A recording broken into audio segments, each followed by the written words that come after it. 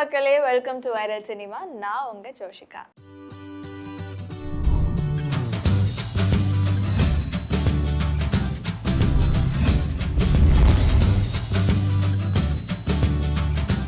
So இன்னைக்கு first news யாரை பற்றி என்ன அப்படின்னு பார்த்தீங்கன்னா, காஜல் அகர்வால் மேமை பற்றி தான். நம்ம எல்லாருக்குமே தெரியும், சவுத் இந்தியாவில் டாப் ஆக்ட்ரஸில் ஒருத்தவங்க தான் காஜல் அகர்வால். ஸோ தொடர்ந்து நிறைய படத்தில் நடிச்சிட்டு இருந்தாலுமே வந்துட்டு இப்போ சில வருஷமாக வந்துட்டு அவங்க ஆளே காணன்னு கூட சொல்லலாம். ஸோ சினிமா இண்டஸ்ட்ரியில் ஆக்டிவாக இல்லைன்னு கூட நம்ம சொல்லலாம். ஆனால் இப்போ ரீசெண்டாக சோஷியல் மீடியாவில் அவங்கள பற்றின ஒரு நியூஸ் தான் வந்துட்டு ரொம்ப வைரலாக வந்துட்டு இருக்கு. ஸோ என்ன நியூஸ்னா, ஒரு கார் ஆக்சிடென்ட்ல அவங்க இறந்து போயிட்டு தான் வந்துட்டு ஒரு செய்தி வந்துட்டு இருந்தது.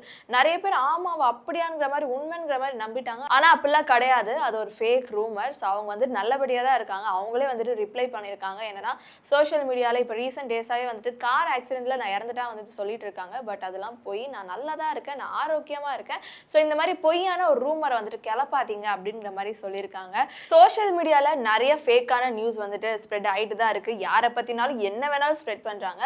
ஆனால் ஒருத்தவங்க இறந்துட்டாங்கன்னு சொல்றதெல்லாம் வந்துட்டு ரொம்ப தப்பு. ஸோ அந்த மாதிரி ஒரு ஃபேக் நியூஸை வந்துட்டு ஸ்ப்ரெட் பண்ணாதீங்க. அன்டில் அண்ட் அன்லெஸ் அது உண்மையாக இருக்கிற வரைக்கும் தயவு செஞ்சு அந்த மாதிரி ஒரு நியூஸை ஸ்ப்ரெட் பண்ணாதீங்க. ஏன்னா அது கேட்க பொழுது, அது பார்க்க பொழுது என்ன நம்மள இப்படி சொல்றாங்களேங்கிறது அவங்களுக்கு ஒரு மாதிரி ஹர்ட் பண்ணணும்னு கூட சொல்லலாம். தயவு செஞ்சு அந்த மாதிரி பண்ணாதீங்க. அடுத்ததா, நம்ம எல்லாருக்குமே தெரியும், பேன் இந்தியா அளவில் டாப் ஆக்ட்ரஸில் ஒருத்தவங்க தான் ஐஸ்வர்யா ராய் மேம். ஸோ அவங்க அழகுக்கு மயங்காத பொண்ணுங்களும் இல்லை, ஆண்களும் இல்லை. முக்கியமாக அவங்களோட கண், அவங்களோட அந்த கருவிழி அவ்வளோ அழகாக இருக்கும். ஸோ நிறைய பேர் வந்துட்டு அவங்கள ரசிக்கிற அளவுக்கு வந்துட்டு அவங்கள மெயின்டைன் பண்ணுவாங்கன்னு கூட சொல்லலாம். அண்ட் அவங்களோட ஆக்டிங்காக இருக்கட்டும், அவங்களோட எக்ஸ்பிரஷன்ஸாக இருக்கட்டும், எல்லாமே செம்மையாக இருக்கும். ஸோ அவங்களுக்குன்னு தனியாக ஒரு பெரிய ஃபேன் பேஸ் இருக்குன்னு கூட சொல்லலாம். என்றைக்குமே ஐஸ்வர்யா ராய் தான், அந்த அளவுக்கு அப்படி இருப்பாங்க. ஸோ எதுக்கு நான் இவங்களை பற்றி சொல்கிறேன், என்ன சொல்ல போகிறேன் அப்படின்னு பார்த்தீங்கன்னா, ஸோ ஐஸ்வர்யா ராய் மேம் வந்துட்டு ஹைகோர்ட்டில் ஒரு கேஸ் போட்டிருக்காங்க. ஸோ என்ன கேஸ்னா, என் ஃபோட்டோ வந்துட்டு எந்த இடத்துல யூஸ் பண்ணக்கூடாது அப்படின்னு சொல்லியிருக்காங்க. ஸோ என் ஃபோட்டோ எந்த இடத்துல யூஸ் பண்ணக்கூடாதுன்னா, லைக் டிஷர்ட்ஸாக இருக்கட்டும், இல்லைனா வந்துட்டு ஏதாவது வெசல்ஸாக இருக்கட்டும், ஜாராக இருக்கட்டும், எந்த இடத்துலையும் என்னோட பெர்மிஷன் இல்லாமல் என்னோட ஃபோட்டோ வந்துட்டு யூஸ் பண்ணக்கூடாது அப்படின்னு ஹைகோர்ட்டில் அவங்க ஒரு கேஸ் போட்டிருக்காங்க. அதுக்கு அந்த கோர்ட்டுமே வந்துட்டு கண்டிப்பாக இந்த மாதிரி நடக்காதுங்கிற மாதிரி அவங்க ஒரு உத்தரவு விட்டுருக்காங்க. ஸோ இதுக்கப்புறம் ஐஸ்வர்யா ராய் மேமோட ஃபோட்டோ வந்துட்டு லைக் எந்த இடத்துல நம்ம யூஸ் பண்ண முடியாது. ஸோ மெயினாக வந்து டிஷர்ட்ஸ் அந்த மாதிரிலாம் நம்ம யூஸ் பண்ணக்கூடாது. அடுத்ததா தனுஷ் சாரை பற்றி தான் நான் சொல்ல போகிறேன். ஸோ நம்ம எல்லாருமே அவரோட படமான இட்லி கடை படத்துக்காக நம்ம எல்லாருமே ஆர்வமாக காத்துட்டு இருக்கோம். ஸோ இந்த படம் வந்துட்டு வேர்ல்டு வைடாக தியேட்டரில் October 1 அன்னைக்கு ரிலீஸ் ஆக போகுது. ஸோ இந்த படத்தை டைரக்ட் பண்ணதும் தனுஷ் சார் தான். அண்ட் அவரும் இந்த படத்தில் நடிச்சிருக்காங்க. ஸோ அவங்களுக்கு பேரா வந்துட்டு நித்யா மேனன் இந்த படத்தில் நடிச்சிருக்காங்க. ஸோ இந்த படத்தில் வந்து ஆல்ரெடி ஃபர்ஸ்ட் சிங்கிள் ரிலீஸ் பண்ணியிருந்தாங்க. ஸோ அந்த ஃபர்ஸ்ட் சிங்கிளுக்கு அப்புறம் எப்போ இந்த படத்தோட ஆடியோ லான்ச் நடத்துவாங்கன்னு சொல்லிட்டு எல்லாருமே ரொம்ப ஆர்வமாக காத்திருந்தாங்க. மெயினா வந்து தனுஷ் சாரோட ஃபேன்ஸ் எல்லாருமே வந்துட்டு ரொம்ப ஆர்வமாக காத்திருந்தாங்க, இந்த படத்தோட ஆடியோ லான்ச் எப்போ நடக்கும். ஸோ இந்த ஆடியோ லான்ச்ல தனுஷ் சார் என்னென்ன பேசுவாங்க, ஸோ அவங்களோட மெமரிஸ்லாம் அவங்க ஷேர் பண்ணுவாங்க. ஸோ ஒருத்தர் பற்றியும் வந்துட்டு அவங்க ஷேர் பண்ணுவாங்க. ஸோ அதெல்லாம் கேட்கறதுக்காக வந்துட்டு எல்லாருமே ரொம்ப ஆர்வமாக காத்துட்டு இருக்கோம். ஸோ அந்த படக்குழு எல்லாருமே சேர்ந்து வந்துட்டு இந்த படத்தோட ஆடியோ லான்ச் வந்துட்டு September 14 அன்னைக்கு வைக்க போறோம் அப்படிங்கிற மாதிரி அனௌன்ஸ் பண்ணியிருக்காங்க.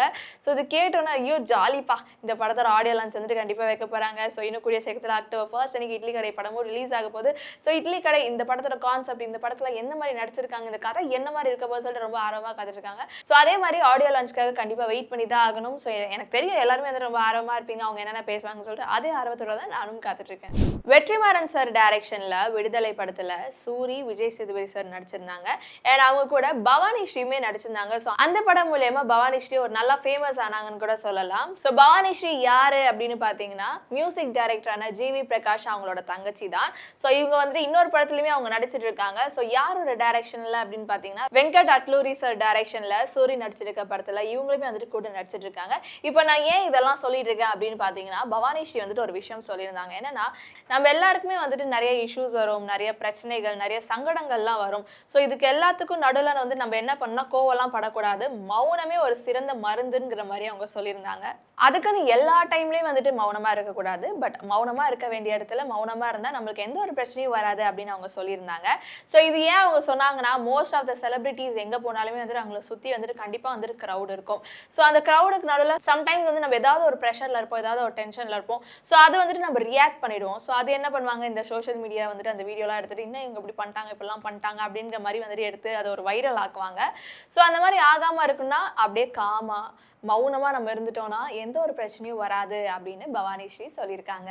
எஸ் ரவிக்குமார் சார் டைரக்ஷன்ல மின்சார கண்ணா படத்துல Vijay sir, Khushbu ma'am, Rambha ma'am, Monica, Manivannan sir, Mansoor Ali Khan sir, Sundar Rajan, Karan and Kovai Sarala ma'am இவங்க எல்லாருமே இந்த படத்துல நடிச்சிருப்பாங்க. ஸோ இந்த படம் 1999ல ரிலீஸ் ஆயிருந்தாலுமே அந்த படம் இப்போ பார்க்க பொழுது லைக் ஒரு மாதிரி செம்ம ஃபீல் வரும். ஏன்னா ஒரு மாதிரி ரொமான்டிக் கைண்ட் ஆஃப் காமெடியில இந்த படம் எடுத்திருப்பாங்க. அதுல வர சீன்ஸா இருக்கட்டும், அந்த பிஜிஎம்மா இருக்கட்டும், அந்த பாட்டா இருக்கட்டும், அந்த கதையா இருக்கட்டும், லைக் ஒரு மாதிரி நல்லா இருக்கும். ஒரு பணக்கார குடும்பமே அந்த ஒரு பொண்ணுக்காக இறங்கி வந்து லைக் அவங்க வீட்டுல வந்துட்டு வேலை செய்யறவங்களா, லைக் டிரைவரா அவ்வளவு அழகா வந்துட்டு நடிச்சிருப்பாங்க. அது பார்க்கும்போது இந்த மாதிரி ரியல் லைஃப்ல நடக்குமான்னு கேட்டா டவுட் தான். பட் அந்த மாதிரி படத்துல பார்க்கும்போது ஒரு மாதிரி நல்லா இருக்கும். ஸோ நான் ஏன் இது இப்படி சொல்றேன் அப்படின்னு பாத்தீங்கன்னா, இன்னையோட இந்த படம் வந்துட்டு ரிலீஸ் ஆகி 26 இயர்ஸ் ஆச்சு. ஸோ மின்சார கண்ணா இந்த படம் வந்துட்டு சக்சஸ்ஃபுல்லா 26 இயர்ஸ் கம்ப்ளீட் பண்ணிருக்கு. அடுத்ததா ரவி மோகன் சாரை பத்தின ஒரு சூப்பரான விஷயம் தான். நம்ம எல்லாருக்குமே தெரியும், அவர் வந்துட்டு ரவி மோகன் ஸ்டுடியோஸ்னு சொல்லிட்டு ஒரு ப்ரொடக்ஷன் ஹவுஸ் ஓபன் பண்ணியிருக்காரு. இந்த ப்ரொடக்ஷன் மூலமா அவர் வந்துட்டு ப்ரோ கோட் படத்தை ரவி மோகன் சார் ப்ரொடியூஸ் பண்றாரு ஃபர்ஸ்ட் டைமா. ஸோ அடுத்ததான் வந்துட்டு அவர் இன்னொரு படத்தை வந்து டைரக்ட் பண்ணிட்டு இருக்கதா வந்துட்டு ஒரு கேள்விப்பட்டிருந்தோம் யோகி பாபு சாரை வச்சு. ஸோ அந்த படத்தோட ஒரு ப்ரோமோ வீடியோ வந்துட்டு கூடிய சீக்கிரத்தில் ரிலீஸ் பண்ண போறாங்க. ஸோ என்னைக்குன்னு பாத்தீங்கன்னா செப்டம்பர் 10th அன்னைக்கு. ஸோ ஏன் அந்த ப்ரோமோ வீடியோவை செப்டம்பர் 10th அன்னைக்கு ரிலீஸ் பண்றாங்கன்னு பாத்தீங்கன்னா, அன்னைக்கு தான் ரவி மோகன் சாரோட பர்த்டே. ஸோ அதனால அன்னைக்கு வந்துட்டு ரிலீஸ் பண்ண போறாங்க.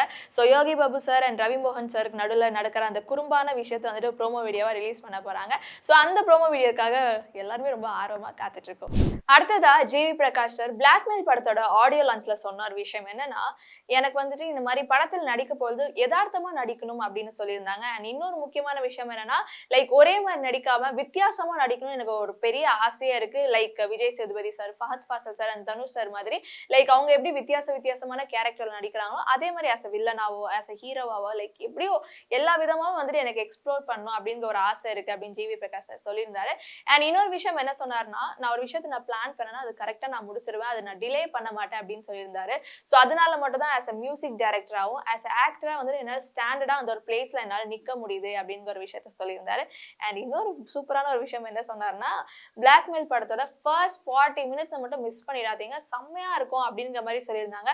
ஸோ அந்த 40 மினிட்ஸ் எப்படி இருக்க போகுது, என்ன நடக்க போகுதுன்னு சொல்லிட்டு அவர் சொன்ன உடனே வந்துட்டு ஒரு ஆர்வத்தை வந்துட்டு உள்ள தூண்டிடுச்சுன்னு கூட சொல்லலாம். நான் ஆல்ரெடி சொன்ன மாதிரி அவருக்கு வந்துட்டு லைக் வித்தியாசமான கேரக்டர் நடிக்கணும் ஒரு ஆசை இருக்குன்னு சொன்னேன் பாத்தீங்களா. லைக் அரைச்சமாவே அரைக்க வேணாம், அதனாலதான் வந்து நான் பேச்சுலர் படத்துலயும் நான் நடிச்சேன் அப்படின்னு சொன்னாங்க. லைக் பேச்சுலர் படம் பார்க்கும்போது நிறைய பேருக்கு இன்னும் ஜிவி பிரகாஷ் வந்துட்டு இன்னும் இந்த மாதிரி ஒரு படத்துல நடிச்சிருக்காங்க, ஒரு 18+ கண்டென்ட்ல நடிச்சிருக்காங்களே அப்படின்னு ஃபீல் பண்ணாங்க. பட் அவர் சொன்னது கரெக்ட் தானே, எனக்கு வந்துட்டு ஒரு கைண்ட் ஆஃப் கேரக்டர்ஸ் வந்துட்டு எனக்கு எக்ஸ்ப்ளோர் பண்ணணும்னு ஆசையா இருக்கு. ஸோ அதனால நான் பேச்சுலர் படத்துல நடிச்சேன் அப்படின்ட்டு அழகா அவர் சொல்லியிருந்தாரு.